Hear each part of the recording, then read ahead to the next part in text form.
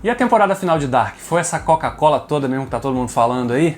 Eu sou Davi Garcia. Eu sou Juliana Ramanzini. Nós somos o Dude Lost, então nesse vídeo a gente vai falar da temporada final de Dark, a terceira e última temporada de Dark, né? A série que teve 3 temporadas, 28 episódios, série da Netflix e que agitou aí a internet nesse final de semana de junho, né? Da final de semana de 27 de junho. Tava todo mundo esperando muito, acho que fazia um bom tempo que nenhuma série assim, mobilizava tantas pessoas em volta de teorias e tentar entender, desbaratar esse nó. E eu acho até mais que isso, né? Uma série que te desse vontade de rever, né? Antes da temporada nova estrear, você fala, deixa eu rever aqui pra, né, lembrar alguma coisa, porque hoje em dia é raro isso acontecer. É uma série que, se você for pensar no conjunto da obra, óbvio que seria maneiro a gente ter um episódio por semana, que daria tempo da gente ficar quebrando a cabeça, desenvolvendo teorias, como a gente fazia na época de Lost. Mas, por outro lado, era muita informação, né? Você de esperar uma semana para outra. Gente, eu revi, sei lá, 2, 3 vezes cada temporada e ainda assim não lembro metade do nome das pessoas. Quem era quem? Às vezes eu tô dentro do episódio e outro mas quem é esse aí mesmo, Davi, afinal de contas?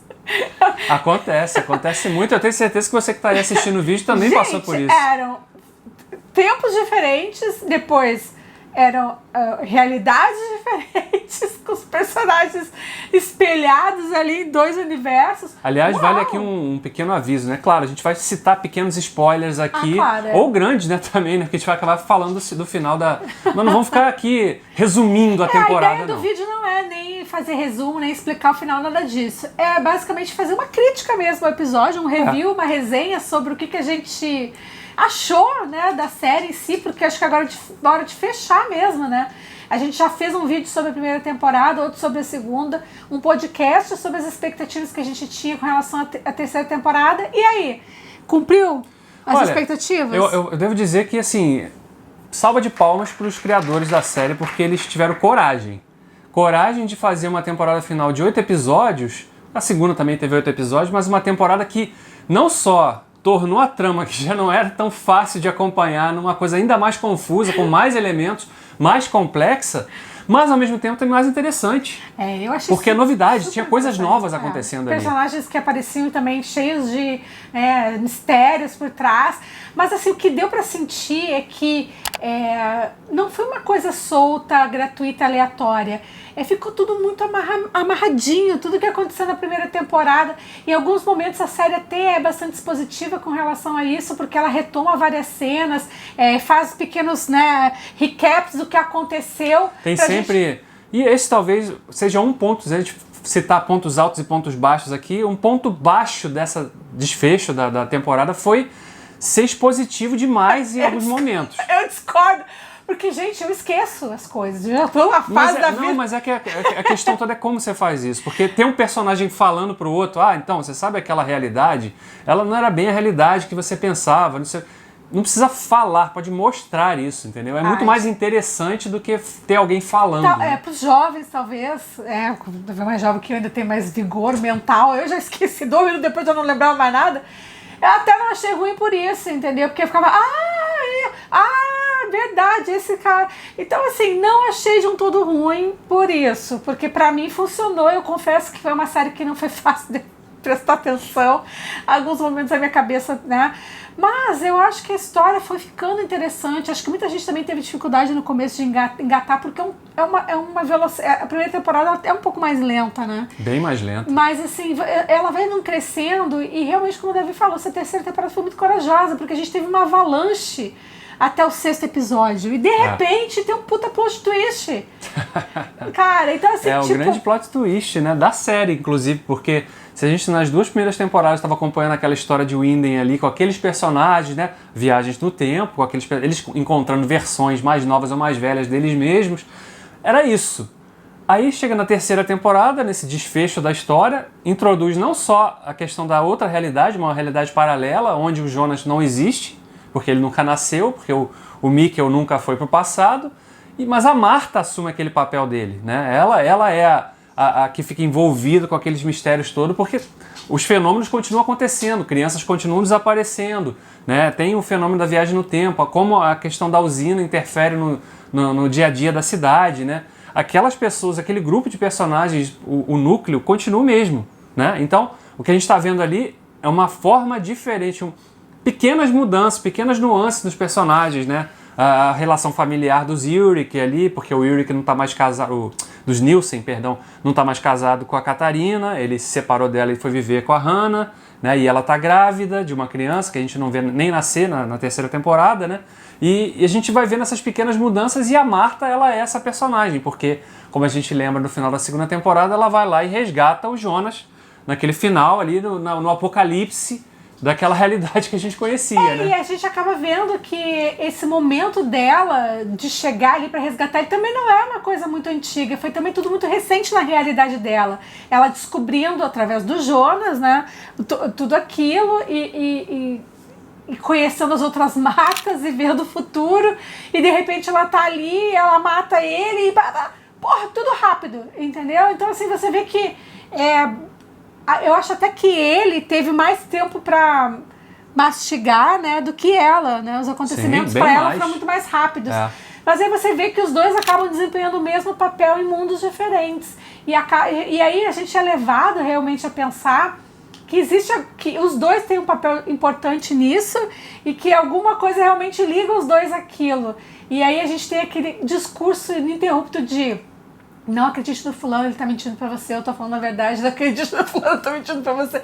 Então você não sabe quem tá falando a verdade, você não sabe, até o 6º episódio, você não sabe em quem acreditar, você não sabe quem é que quer realmente quebrar o ciclo, você não sabe quem quer manter o status da situação. Quem são os vilões? Porque se o Adam, que surge na segunda temporada, né, o Jonas, que realmente é confirmado que ele é o Jonas, ele é o vilão, e aí a gente surge nessa outra realidade, surge uma Marta mais velha, que seria a Eva, né, que era aludida lá. Exatamente. Ela também é vilã, ou ela tá lutando pelo bem, quer salvar a realidade os dois fazem dela? coisas horríveis, né, pra fazer com que as coisas aconteçam. Os dois manipulam o tempo todo, né? Então, assim, aquilo só acontece, é como se eles fossem os grandes maestros, né, para aquela orquestra conseguir tocar aquela música. E eles mantendo tudo no seu ritmo, acontecendo como tem que acontecer. E aí a gente descobre que, na verdade, cara, pra mim isso foi... eu vi que muita gente não gostou da gente, eu achei genial, tipo, as duas realidades não deveriam existir, porque elas não são a realidade. Elas não são a nossa realidade, Eles não são a nossa realidade. Eu achei isso muito genial, uma solução muito maneira. Entendeu? Então, assim, o Nó não é um possível filho do Jonas com a Marta, não é nada disso. O problema não é o ovo, a galinha ali. A questão é que aqueles mundos foram criados por conta do relojoeiro maluco que resolveu criar uma máquina do tempo e rompeu o espaço-tempo. Que é a grande questão, o Townhouse lá, né, o relojoeiro, que a gente conheceu na primeira, na segunda temporada, né, que criou a Charlotte, e que acabou desenvolvendo aquele mecanismo da máquina do tempo ali. Ele nunca viajou no tempo, mas ele foi o que provocou esse fenômeno, possibilitou que a viagem no tempo ocorresse, e ao fazer isso, porque ele sofreu um trauma muito grande, né, e que é só mencionado na segunda temporada, né, e aqui é mais dito realmente de forma mais explícita, ele teve um trauma familiar, porque perdeu o filho e a nora e a neta num acidente, e ele queria então voltar no tempo para evitar aquele acidente, né? Então a partir daí ele desenvolve um mecanismo naquele bunker, que a gente viu lá nas temporadas também. Aí eu penso, gente, mas esse bunker já serviu para lugar que é de tudo. Já teve de tudo ali naquele bunker. Né? Aí você fica pensando, o que ele tá fazendo ali? Em que momento ele tá fazendo isso, né? Quando, afinal de contas, gente, todo mundo usou. Aí chega a Cláudia, linda, esplendorosa, volta dos mortos, pra dizer pro Adam, você não sabe nada, Jon Snow. Realmente, cara, esse é o momento que... Cara, assim, eu confesso pra vocês que, e acho que a Ju também, a gente não vislumbrou essa possibilidade, assim. Não vislumbrei e demorei pra entender. A gente ficou muito naquela, assim, porque essa temporada tem muito, né? Agora vão revelar que o fulano é neto ou bisneto do ciclano. Que a fulana é mãe daquela personagem lá que a gente conheceu no futuro. Que, inclusive, é sua própria tataraneta, entendeu? Então, assim... O desconhecido, que é o personagem introduzido logo nos primeiros minutos da temporada, né? Que a gente conhece ele sempre junto, ele tá sempre em trio com a versão dele garoto, a versão dele adulto e a versão idosa dele, né? Eles estão sempre fazendo coisa juntos, falam um pouco, mas né, estão sempre atuando ali, a princípio trabalhando para Eva, né? Atuando ali naquela realidade. Ele, na verdade, ele é tataraneto dele mesmo. E tataravô dele mesmo. Why don't you explain this to me like I'm 5? E a partir dele, todas as relações familiares de Winden tornam praticamente todo mundo é uma família só, né? Porque... Gente, é surreal. E nessa temporada tem muito isso, né? Ah, mas assim, sabe o que é legal? Amarrou direitinho, porque eu me lembro no podcast, a gente levantou várias expectativas. Por exemplo, o que aconteceu com a Catarina, que estava nas cavernas quando aconteceu o Apocalipse? O que aconteceu com a Hannah, que estava lá nos anos 50, quando aconteceu o Apocalipse? O que vai acontecer com, sei lá quem, já nem me lembro, tanta gente... O próprio Yurik, né? Que ficou preso no passado. Então, assim, cara, eu acho que deu fim às histórias e ainda explicou uma coisa maior do que isso, entendeu? Então, assim, isso realmente porque a trama, como eu falei na abertura, né? Uma trama muito mais confusa, muito mais complexa, mas que eles de fato conseguiram, no final, dar uma amarração.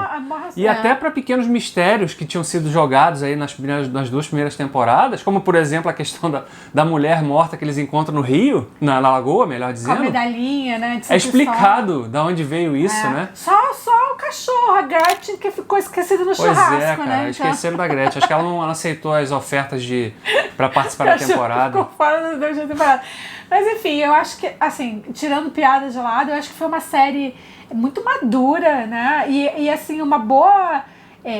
assim, é muito bom ver uma série fora do eixo americano, como o streaming pode possibilitar que a gente tenha acesso, né, a coisas diferentes.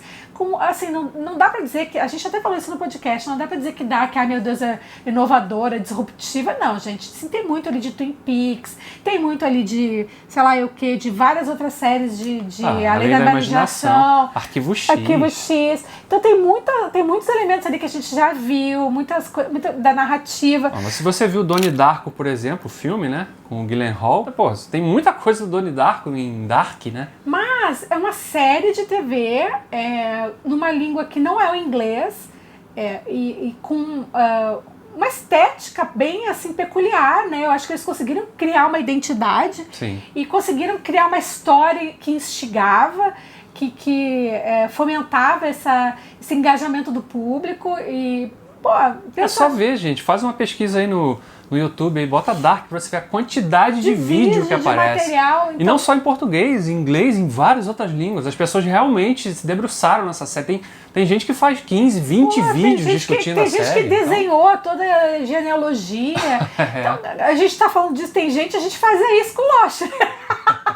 Porque a gente vai criticar alguém, né? Mas assim, é maneiro porque desde aquela época que eu não vejo uma série engajando tanto nesse sentido. Porque eu acho assim, é legal séries como Game of Thrones, Westworld, mas quando uma série assim de viagem no tempo, ficção, essas coisas, é outra pegada. Então assim, por isso que eu sou super fã do gênero. Eu espero que outras séries sejam, que o pessoal entenda que existe mercado, que o público gosta de consumir esse tipo de produto e continue fazendo séries tão boas, porque tem muita porcaria na Netflix. Mas Dark é uma pequena pérola ali que vale a pena, se você não viu, assistir, se você viu, comenta aqui com a gente se você concorda, se você ficou, né? E além disso, respondendo aquela pergunta que eu fiz lá na abertura, né? Foi o melhor final de todos os tempos? Não, né, gente? Aí já é também demais, né? Bom, depende, né? Se a pessoa só viu Dark na vida, vai ser o melhor final da história das séries. Final né? de série é uma coisa complicada, né? Tipo assim, poucos finais de série são unanimidade, né? Eu acho assim, por toda essa questão, né? Não é a série não é disruptiva, não é uma grande novidade. Eles não inventaram a roda.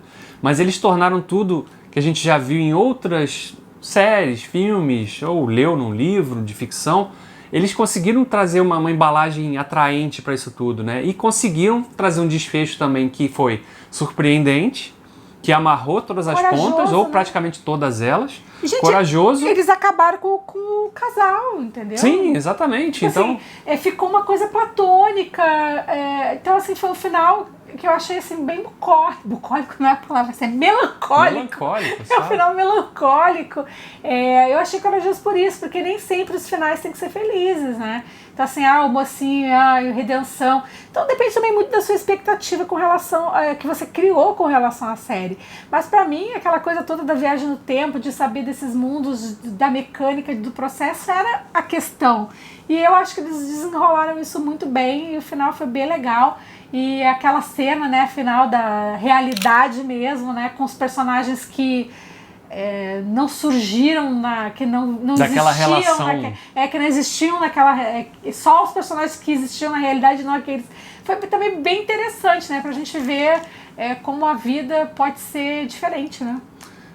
E então é isso aí. A gente deixa aqui um espaço para vocês dizerem, você de repente considera esse o melhor final de todos os tempos? Diga aqui embaixo pra gente. E se gostou, mas também tem ressalvas, diga quais são essas ressalvas pra gente. Vamos discutir e continuar esse papo aqui nos comentários desse vídeo. Até a próxima. Tchau.